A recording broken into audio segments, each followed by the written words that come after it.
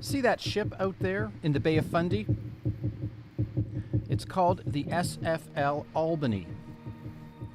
That ship left Saudi Arabia on February 14th, passed through the Strait of Hormuz, then sailed for St. John to carry crude oil to the Irving Oil Refinery.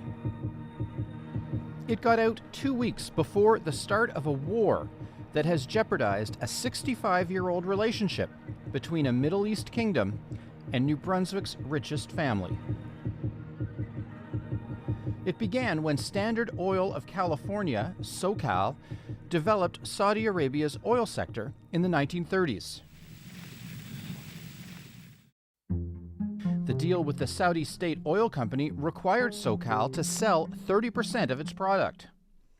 In the 1950s, a global oil glut forced SoCal to look for new buyers.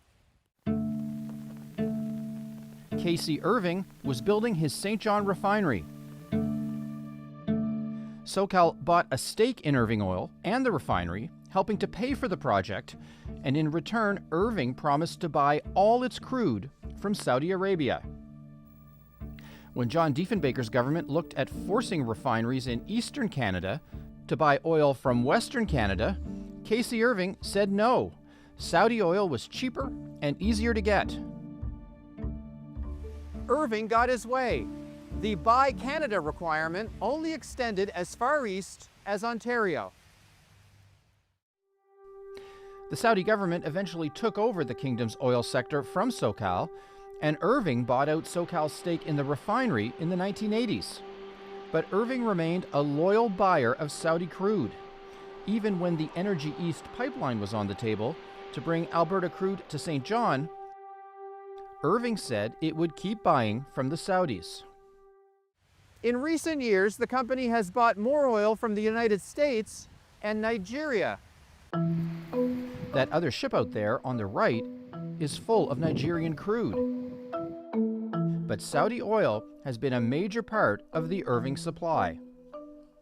Now the war is disrupting that flow. By the way, just to be clear, this is not the reason gas prices are so high. Yes, the gas here comes from the refinery, but regulators set the price using a benchmark that ultimately is based on the global price of oil. It's the big picture of the war, not Irving's supply problems, that's making you pay more. In March, Irving filed this emergency application with federal regulators, calling the war the most significant crude oil supply disruption in recent history. Irving asked for permission to use a foreign vessel for a one-time shipment of oil from Newfoundland's offshore to St. John, a clear sign it's worried about its Saudi supply. Ottawa said yes, but given the turmoil caused by the war, it's not clear when the squeeze on Irving will end. The company did not respond to our request for an interview about this major test, maybe the biggest ever, for its long-standing relationship with the Saudi oil sector.